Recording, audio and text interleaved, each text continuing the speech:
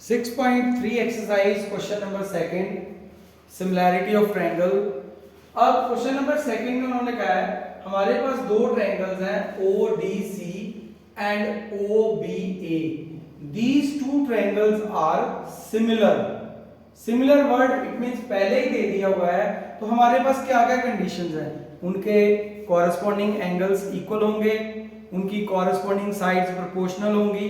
So these few things are the result of CPCT which we are getting it as assumed क्योंकि हमारे पास ODC और OBC triangles similar है।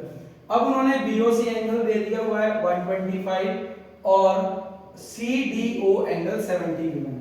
हमें find out क्या करना है, एक DOC which means this angle, मैं इसको नंबर 1 दे रहा हूं नाम, एंगल 1 मुझे फाइंड आउट करना है। फिर DCO ये वाला एंगल मुझे फाइंड आउट करना है। Then I have to find this angle OAB।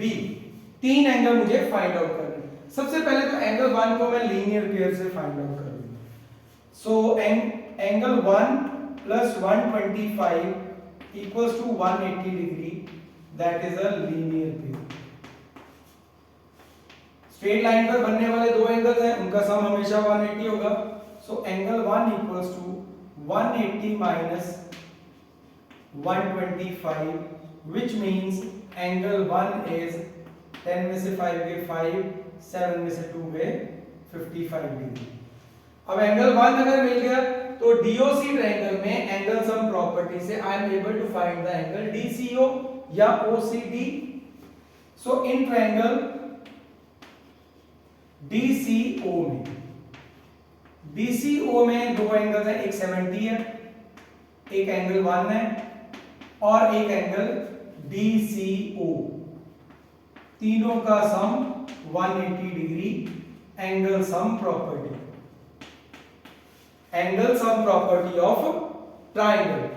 अब 70 एज इट इज, 1 मेरे पास 55 है, तो DCO एंगल भी मिल जाएगा। That is 180 minus 70 और 55 को प्लस किया तो 125, angle DCO 180। So angle DCO is equals to 180 minus 125 which is again 55 degree.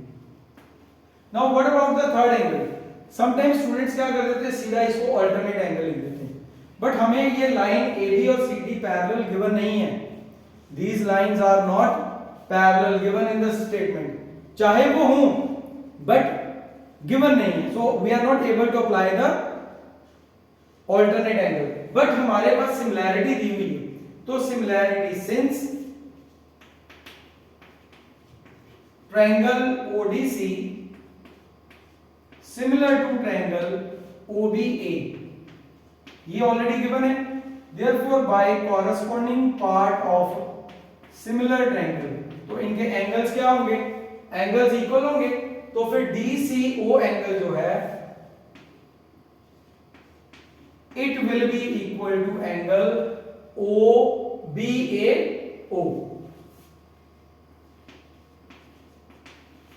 Therefore angle BAO लिख लो या एंगल OAB लिख लो, दोनों की मेजरमेंट जो है that will be a 55 degree. So ये मेरे पास थर्ड एंगल भी फाइंड आउट हो गया। तो यहां पर ऑल्टरनेट से नहीं हमने लिखना था, यहां पर सिमिलैरिटी की कंडीशन की हेल्प से हमें फाइंड आउट करना।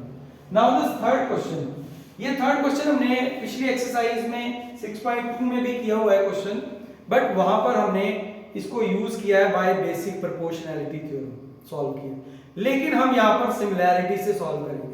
हमारे पास ABCD एक ट्रेपेजियम गिवन है, ट्रेपेजियम है तो one pair of opposite sides are parallel, AB और CD आपस में पैरेलल है। अब उन्होंने कहा है diagonals AC and BD intersect at OE, और ये चीज प्रूव करो। OA ये वाली साइड है, OB ये वाली साइड है, OC ये और ये। We are going to use these two triangles. इन दो ट्रायंगल्स को मैं सिमिलर प्रूव करूंगा। कौन से क्राइटेरिया से होते हैं, लेट्स सी। पहले तो इन ट्रायंगल के नाम, in triangle AOB and triangle COD. So these are the two triangles which we are going to make the similar. सबसे पहले एंगल AOB